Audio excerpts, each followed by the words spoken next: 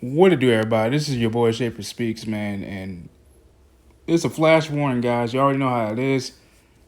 Season 7, episode 12, Goodbye Vibrations.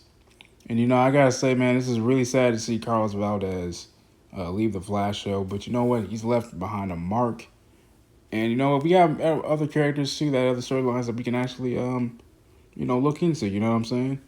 Cisco ends up actually leaving to Star City to become Argus's technological and computer genius and whatnot, basically the leader of that whole team in Argus, while Kamilla leaves from Miami for a gallery. Turns out Barry and Iris are kind of treating the both of those two a little bit differently. Uh, Iris being more, snappy more than usual towards Kamilla because she'll miss her. Um, Barry and Kaylee being a little bit more giddy and not really being as, you know, really let down or sad that Cisco's leaving. But actually, eventually, as they're going, to go against the new Rainbow Raider, um, who's very familiar with a former guy. The only difference is that guy makes people happy and not angry. Um, Cisco snaps when basically Barry tells him, "Hey, look, why don't you go use some stuff from Argus?" And Cisco snaps. He's like, "Look, you guys have been treating me like so happy as if you guys won't miss me that I'll be leaving." Something to that effect. And Barry and Kaylee go like, "Well, no, that's just because we don't want to be sad on you actually leaving us." So obviously they do a whole montage of all his moments. Chester, basically, Cisco passes the torch to Chester. Um, Gives him all his t-shirts, and Cisco actually gives out his t-shirts to Joe, Chester, Barry, Iris, the whole nine, as they sing karaoke, and they actually listen to Poker Face by Lady Gaga, which is a callback to season 1 when the first episode, the pilot. So I thought that was actually really fitting for Carlos Valdez's exit.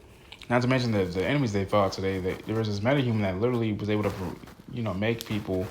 She was actually just stealing jewelry and valuables. Turns out she used to work, I believe not in sales, but in the economics commissions or something of that nature. As a matter of fact, she was actually fired after canceling a lot of people's debts. And Barry fittingly told her, like, "Hey, I'll get you a job in the economics commission because since you're so good with this." But she was gonna have basically a blip, rain down all this wealth at a sporting event, and Cisco barely survives after using all his vibe tech, basically to get the blip up front, basically to stop the blip from crashing. And, Barry saves the valet. He ends up becoming a little giddy. He even break dances for a little while. And this is very early in the episode when basically the Rainbow Raider was on the attack, was on the prowl. And like I said, Cisco and Barry were really happy and giddy. Barry, like I said, Barry was break dancing, and Chester hit him with some light, and they actually reversed the effects. And really, you see Cisco really just go in his shop, and he's like, "Wow, I'm really gonna miss this place." And he ended up actually telling the whole team, like, "Look, the reason is Psych made me see my fears, which is 30 years from now. He's still at STAR. He's still at Star Labs. 30 years later, everyone else had been moving on to the new team, and he had no chance to grow. Like, he just stayed complacent. So that was his fear. You can't blame a man for doing that, because, as you grow, you want to try and venture out different things. Some good things have to come to an end, as the saying goes. Well, not really the real saying. The real saying is all good things come to an end. But that's essentially just how it goes, how it really is, in my opinion. So to see that ending, was really nice. To see it had a nice little cast off. We still have Chester. He's, Cisco gave him all the access to all his gadgets and blueprints. So I'm really curious to see what Chester's going to do with all the things that Cisco's bestowed upon him now that Cisco's leaving. Another thing I'm really looking forward to seeing as well and finding out more so is who the hell is that eerie Cecile that she keeps seeing? Because, Allegra actually saw Cecile at the crime scene. And Cecile was like, "Oh, y'all just talking to a contact." That wasn't the truth. Later on that night, Cecile sees that eerie Cecile in the mask. She keeps hearing that voice again. And Cecile looks in the mirror. She goes, "I will find you."